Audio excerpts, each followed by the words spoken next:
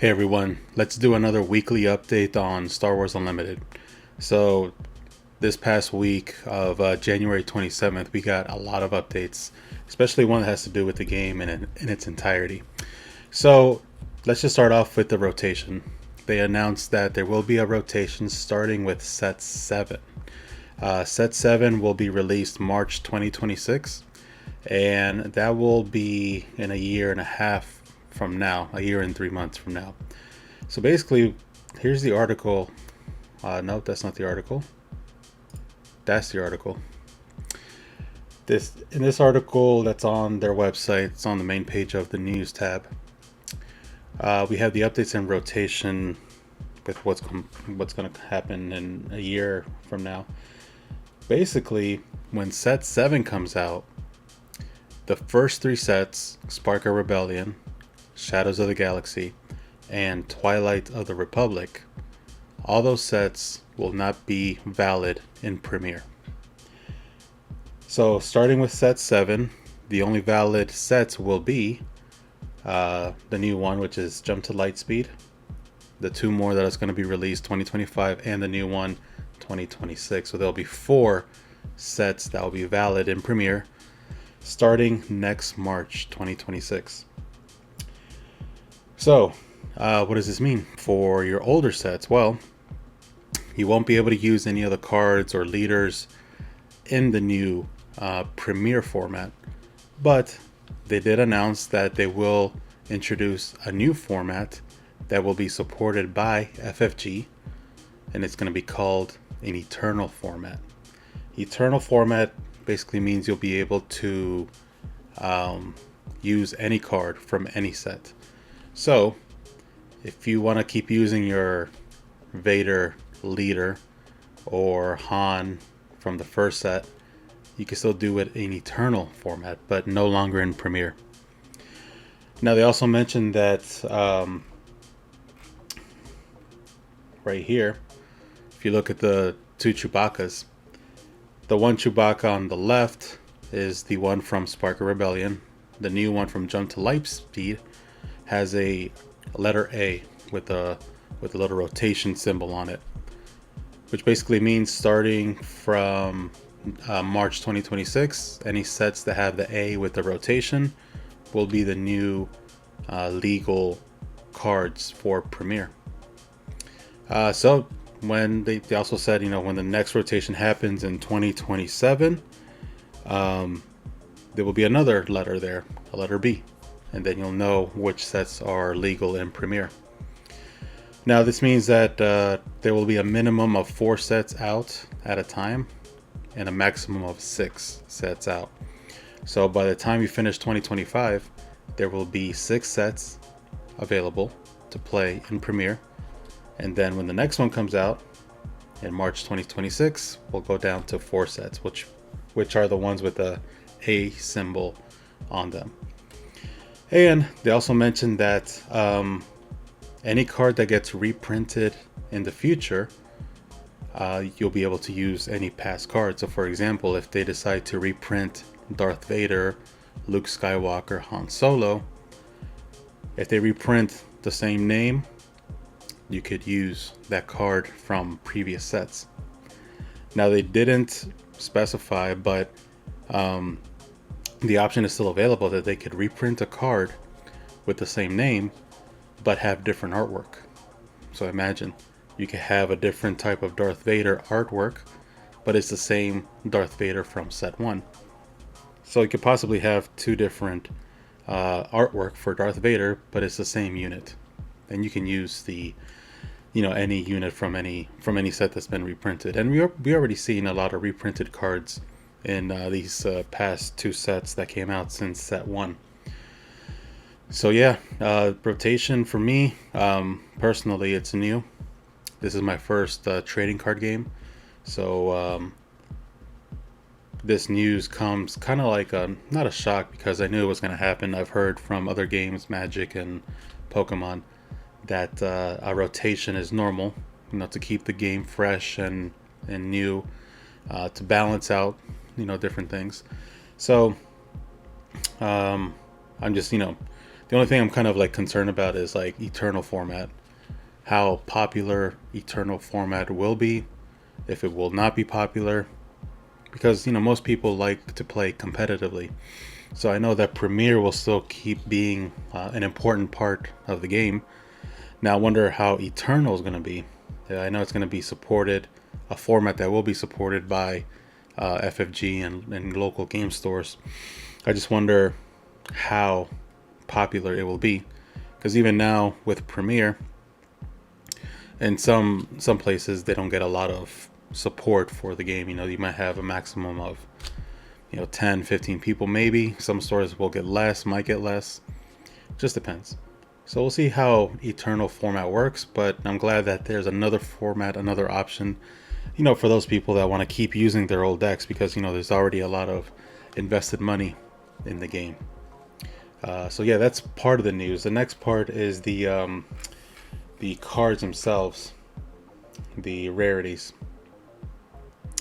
So the booster packs won't change the layout. In every booster pack we get 16 cards, 9 commons, 3 uncommons, rare or legendary slots, and then you'll get the foil or hyperspace. So that won't change, but what they did mention in the change of the packs is that there will be 10 more commons per set. So around 100 commons for the whole set. I think Jump to Lightspeed is an exception, but after Jump to Lightspeed there will be 100 commons per set.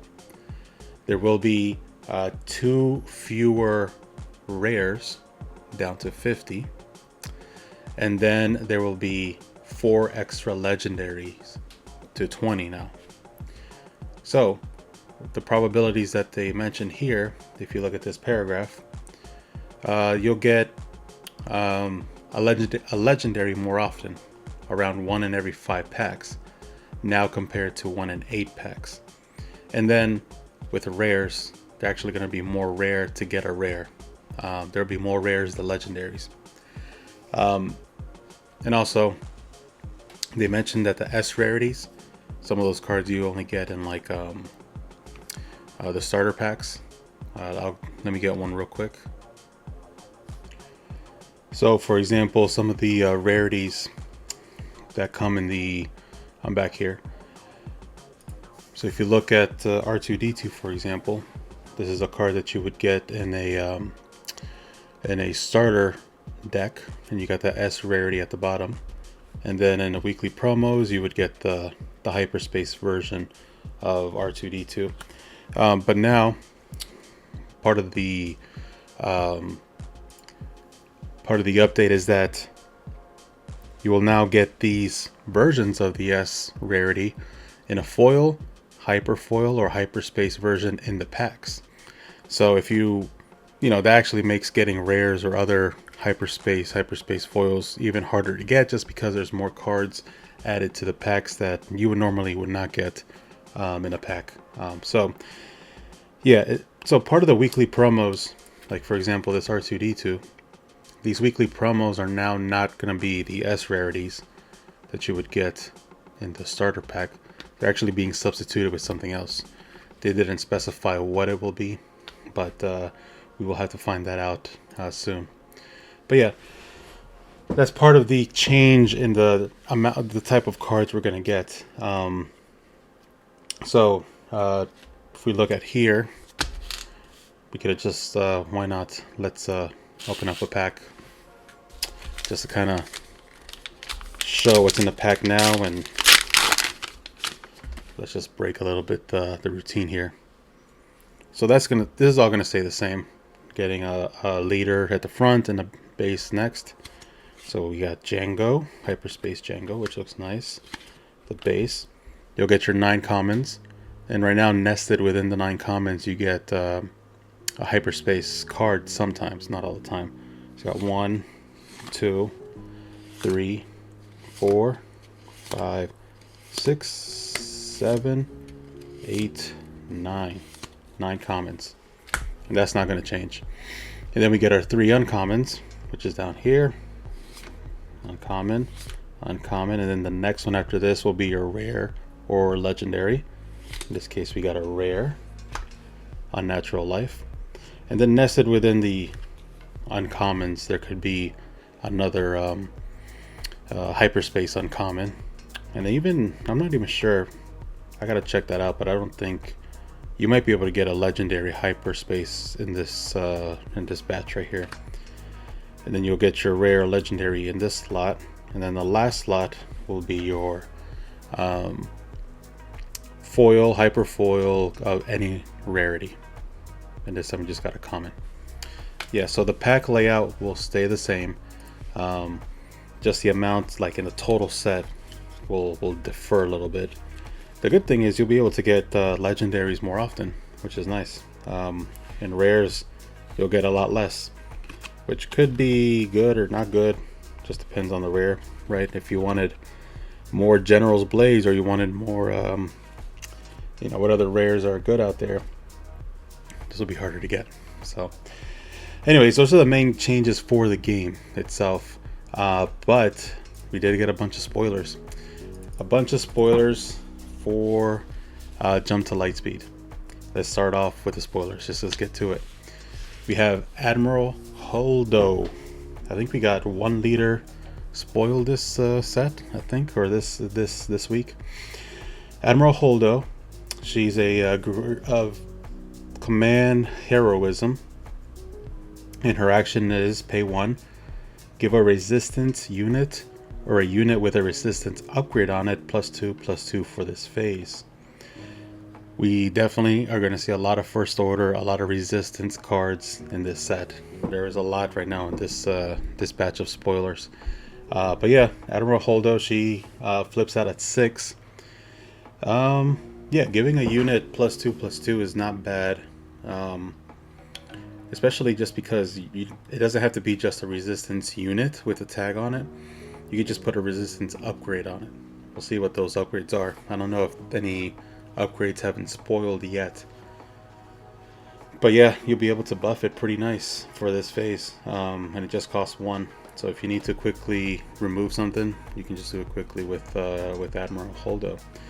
She flips out at 6 for a 3/8. So she is pretty strong in terms of defense.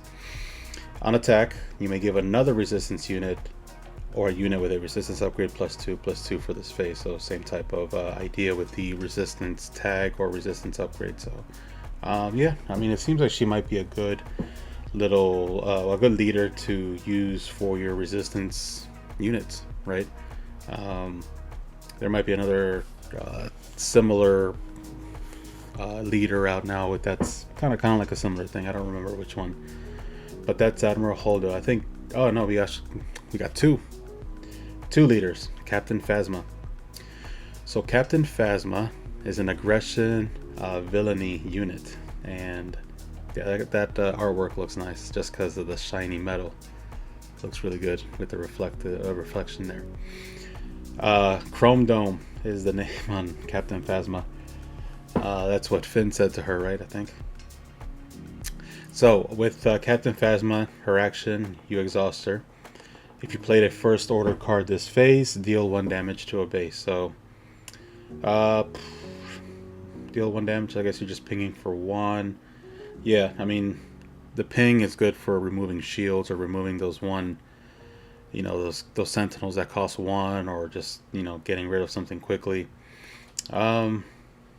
Pretty simple. It's kind of similar to Bane or Vader, right?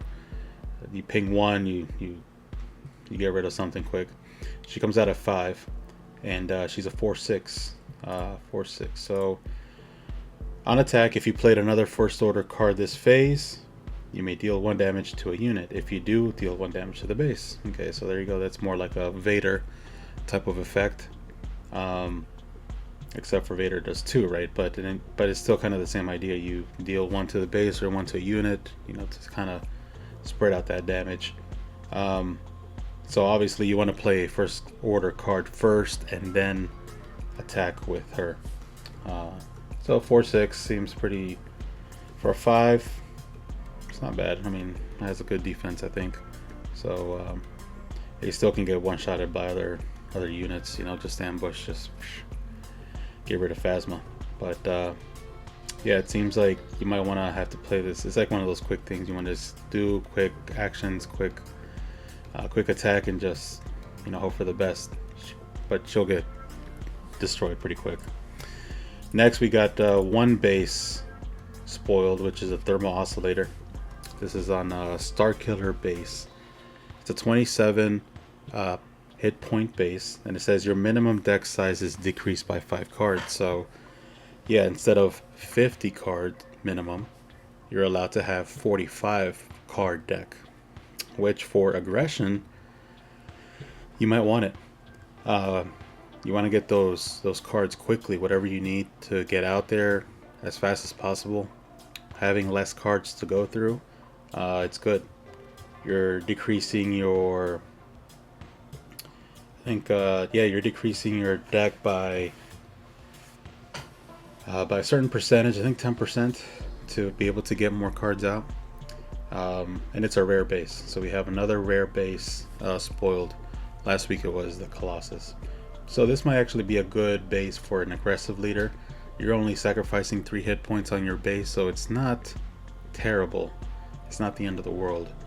25 makes me nervous. 27 is a little bit more manageable. Now if you're going against the milling deck, you have 5 less cards, so you're gonna have to run it quick.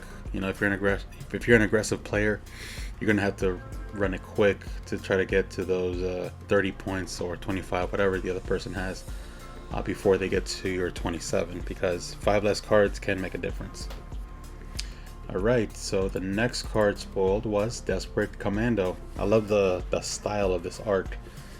It's kind of like you know, it is colorful. Just the contrast of the blues and the orange and the outline of the character looks pretty nice. This is a 2 cost 2/2 resistant trooper. When defeated, you may give a unit -1/-1 for this phase. So for your first turn, you could put out a Desperate Commando. Not too strong of a unit, but at least you'll be able to kind of give some kind of decrease. You'll be able to get some kind of decrease on your enemy just for that phase though. So who knows if your enemy's going to have anything out at that moment, who knows. But it's a 2-drop, it's a trooper. You know, those trooper tags can be relevant. Then we have the First Order TIE Fighter, and as a matter of fact, I do have a First Order TIE Fighter here. You can see there. I don't know if you could see with that webcam, but the First Order. So as you may know, I do play what's it called, X-Wing. I used to play X-Wing a lot, but we do have a lot of X-Wing ships to look through, and I mean, I like the ships, so just seeing this artwork and looking at the ships, it just looks cool. So we have a First Order TIE Fighter, very similar to an Imperial TIE Fighter. It's 1 cost, 2/1, simple unit to just get out quick. While you control a token unit, this unit gains raid 1. So as we know, we're gonna have TIE Fighter tokens out, kind of like the battle droids and clone troopers. Now this one obviously does not produce a token for you. There is another one that does produce a token for you, but if you're gonna get this out on your first turn, second turn, you're already getting a 3/1 out there. 3/1 is good for a 1-drop, just to, you know, give that extra damage to whatever you're attacking. So that's a good 1-drop.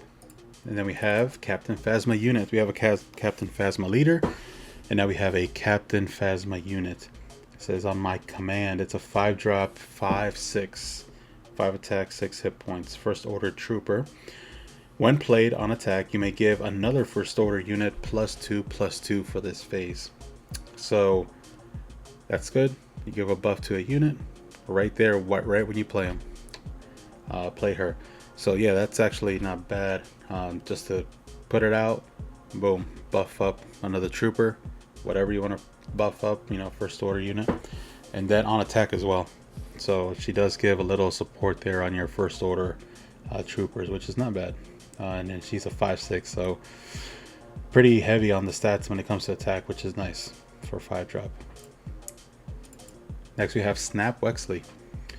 Snap Wexley is a resistance unit, resistance recon flyer. It's a 3-cost unit. When you play it on the ground, it's going to be a 2/5.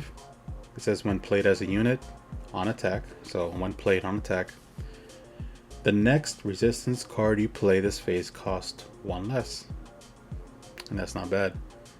Paying 1 less for another resistance or another card itself is just, it's good. So, you know, depends on what round you're playing him on. It could be nice.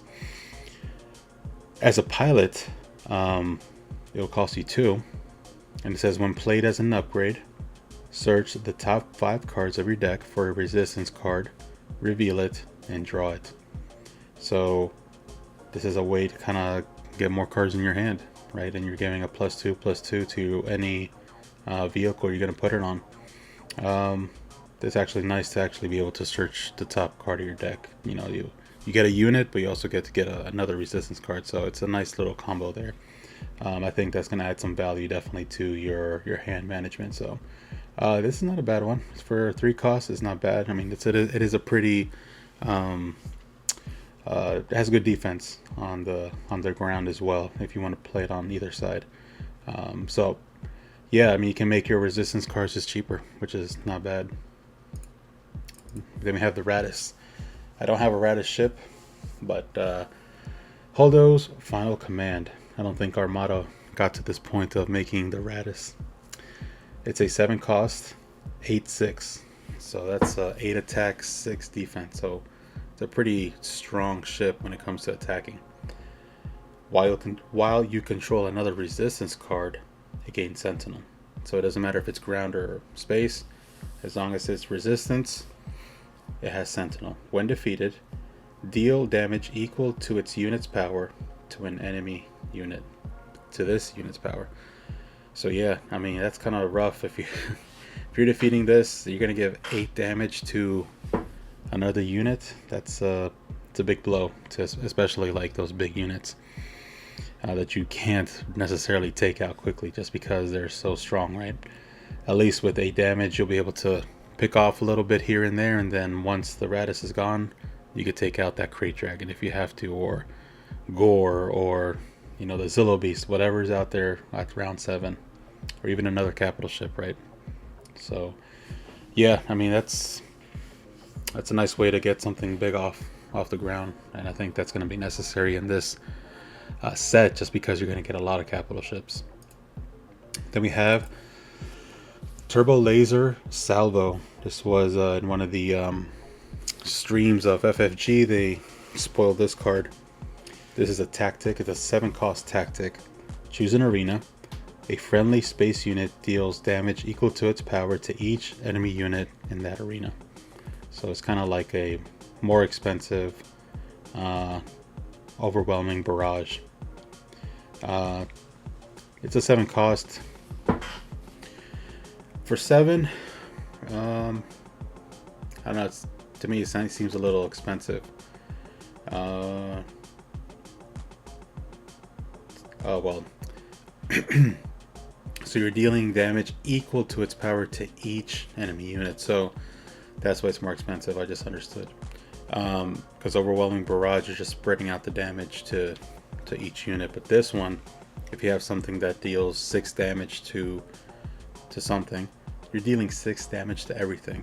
So that's now I understand why this one could be kind of powerful, because if you're going to clear out ships or whatever you need to clear out, this one can actually be very effective if you have something big. The only thing is you're gonna have to, you know, it has to be out there. It has to survive whatever they're attacking with, and hope that you can put out the 7-drop to clear out in that arena. So cool artwork though. I'm not sure what ship that is, but That's pretty cool. I like it. The next card is General Hux. No terms, no surrender. 2 cost, 1/4. First order official. I wonder if this is the first official. Maybe not. Anyways, each other friendly first order unit gains raid 1. So yeah, I think this is actually might be a staple for first order, just because every other first order unit gets raid 1. You want to have them out as long as possible. Raid 1 can make a difference, especially if you have a lot of units out. As an action, you exhaust him. If you played a first order card this phase, draw a card. So on top of the raid 1, you get to draw a card. That's not bad. It's on 1/4. I think whoever is playing against a first order and has General Hux, they might want to get rid of him quick, just because the raid 1 can make a difference, especially in your first order decks. Kind of remind, because Veers does 1/1 on Imperials. Yeah, so this one's a first order, you get raid 1. Makes sense on the aggression. And then we have the Special Forces TIE Fighter. As a matter of fact, I got a Special Forces TIE Fighter right here. Let's show it. Special Forces TIE Fighter. Has that red little section on the side, the antenna there. Right, looks pretty cool. Yeah, so this one is a 2-drop TIE Fighter, and it has a 2/3, so it is a little bit more bulkier than just a regular TIE Fighter. When played, if an opponent controls more space units than you, ready this unit. So you want to have, or you want to hope that they have more space units than you. That could be probably mid-game. They have more space units than you, and this thing comes in ready to just fight. So for a first drop, obviously that when played ability just is relevant, because they're not going to have more units than you, possibly. But it's a 2/3, so it could survive some things, but not a lot of things. But the fact that it could come in ready can make a little difference, just a little damage here and there, I guess. And then we have the one I think a lot of people have been waiting for, BB-8. BB-8. His title is Happy Beeps. So the artwork shows BB-8 in motion, right? He's rolling around. As your typical droid, similar to R2-D2, it's 1/4. Well, it costs 1. It attacks for 1 and it defends for 4 as a ground unit. But you could also put it as a pilot. Now this is where you kind of want to have BB-8 as a pilot. When played as an upgrade, you may pay 2. If you do, ready a resistance unit.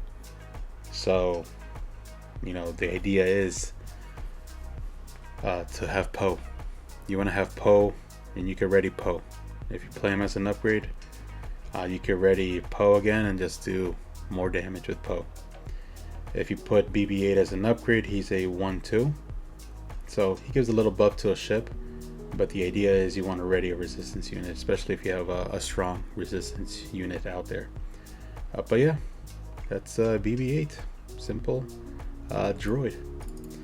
Then we have Frisk. This was spoiled on an interview with the actual artist, Aitor Prieto.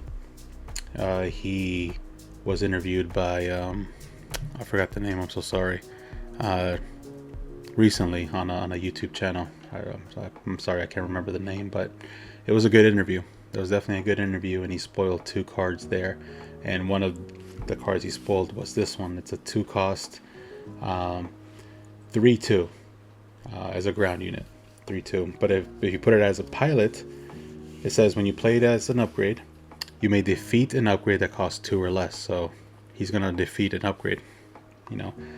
Now that could be one of your upgrades or one of your opponent's upgrades. It doesn't specify. So most likely it's gonna be one of your opponent's upgrades, and it's an optional thing you may defeat. When you put it as a pilot, it's a +2/+2 on that ship. So pretty simple, pretty basic. It's straightforward, that card. Next we have a tactical heavy bomber. So I think I mentioned last week that if Rose's sister was going to be in the game, they're definitely going to have bombers, right? Well, we have bombers, and I got a bomber right here. The base fell off.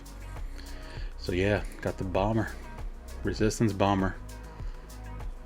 And, I mean, it's a cool design, right? Having all the bombs just down that long shaft. But this bomber here is blue.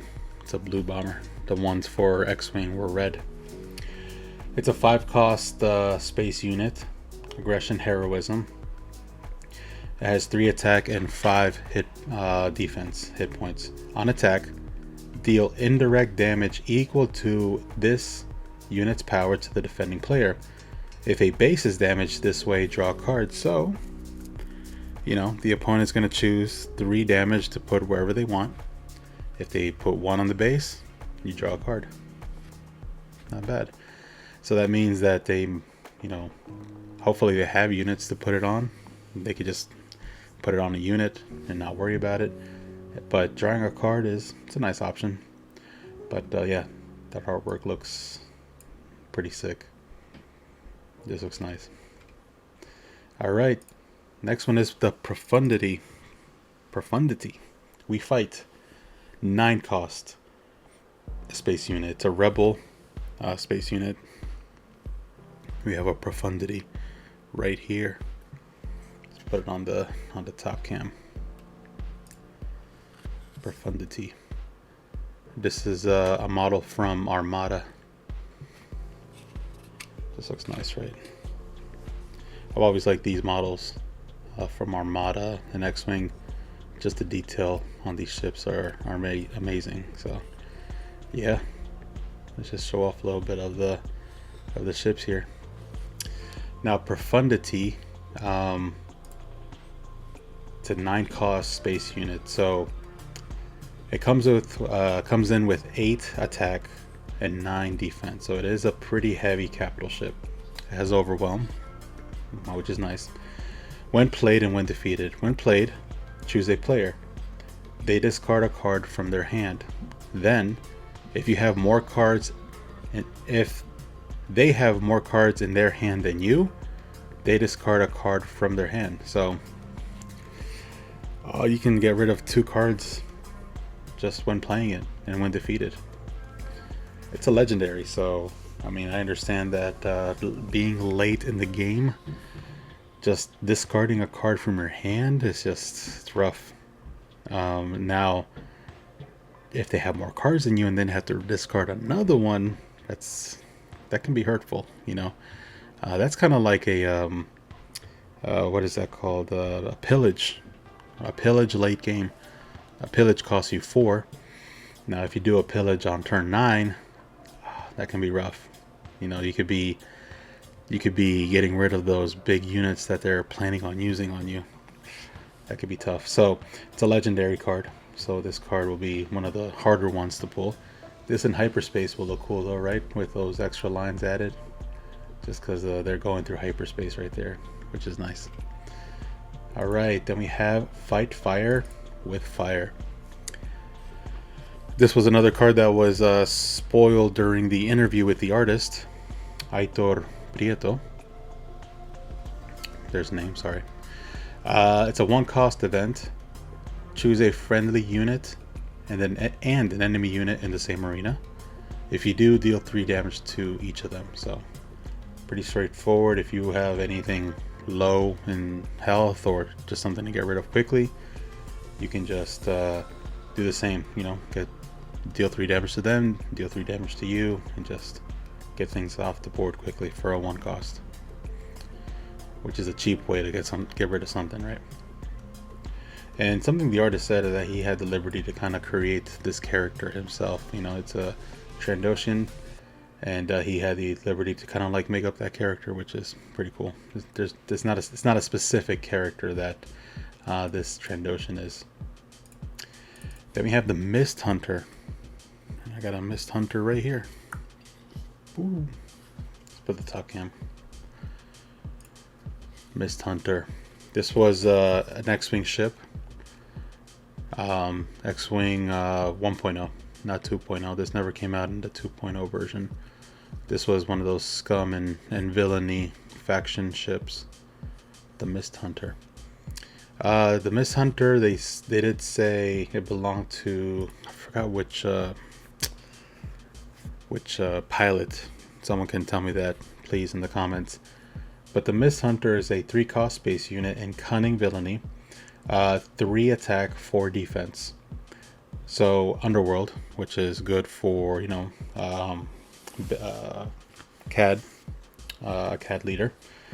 On attack, if you played a bounty hunter or pilot card this phase, you may draw a card. So there goes the synergy with the bounty hunters, right? And the Underworld decks. So there you go. We got something for Underworld. Then we have Moff Gideon unit, because we got Moff Gideon leader already. We have the Moff Gideon unit. A 4-cost unit. It has a 5/4, so it, you know, you would expect that maybe from an aggression unit, but he's cunning. He attacks for 5 and defense for 4. That's IG stats, and he says he knows everything basically on the title. When this unit deals combat damage to an opponent's base, each unit that opponent plays his phase costs 1 more. Yeah, that can be rough. That can be rough for your opponent if it costs 1 more. But then again, how many units is an opponent playing at a time? Maybe 1, maybe 2 in 1 turn. Depends. But yeah, you definitely want to attack with him first so that your opponent can have that that extra cost on them. So maybe you want to claim initiative when you have Moff Gideon out as a unit to guarantee that damage first. Then we have the Black Squadron Scout Wing, a resistance fighter. Resistance fighter right here. Let's put the top cam. Resistance X-Wing. This one has the wings that open up. And it kind of looks very similar to the artwork right there. That's cool. So the Black Squadron Wing is a 5-cost space unit. It attacks for 4 and it has a 6 hit point defense on it. When you play an upgrade on this unit, like a pilot for example, you may attack with this unit. It gets +1 for this attack, so yeah, that's actually kind of strong. So imagine if you have this unit out, you put BB-8, which gives it a +2, I think. Plus you get the +1 on the attack. You're attacking probably for 6 or 7. You're swinging on that one turn. Yeah, that can be pretty strong once you put that upgrade on it, because you could attack immediately with it. So that's not bad. That's actually a pretty good card there for 5 cost. Yeah, and that's it. That is the last card that I have here for the week that was spoiled. Yeah, so as we know now, we have a lot of First Order and Resistance stuff coming out for this set. There's going to be a lot more too. I mean, we still have about a month of more spoilers to come out, so you know, we're going to have more stuff coming out. Let's do the last 2 packs here that we want to open up. We're doing Twilight, so we already opened one up, and we didn't really pull anything spectacular in the other one. But we have here another Hyperspace Leader, Wat Tambor. This is also done by the artist that was interviewed, Aitor Prieto Reyes. I think he's from Spain is what he said. And he has a lot of pretty good artwork in his Instagram too, so check him out. We have a level 1313 Hyperspace base. So let's go through these. Our commons. See if we get anything cool here at the end. Right, no Hyperspace common. Our uncommon, Nameless Valor, Rune Hako, I guess, Haku. Low altitude gunship. And then this rare that I haven't used at all. Probably use it in what's it called, Twin Suns, I guess. Might be good. Impropriety Among Thieves, is that the way you say it? And then we have an uncommon foil Echo. Alright, last pack. See if we get a legendary or better. Nope. Jango Fett. Mining facility. Then we have our commons, our 9 commons. Any hyperspace common coming up? Let's see. Nope, no hyperspace common. Then we have our boy, our friend, Jar Jar Binks. Also artwork done by Aitor Prieto. That was done by him as well. Then we have the Republic Defense Carrier. Oh, and I see a legendary in the back. Spoiler alert. What legendary did we get? Satine Kryze. So been trying to make a deck around Satine. Haven't worked one out yet.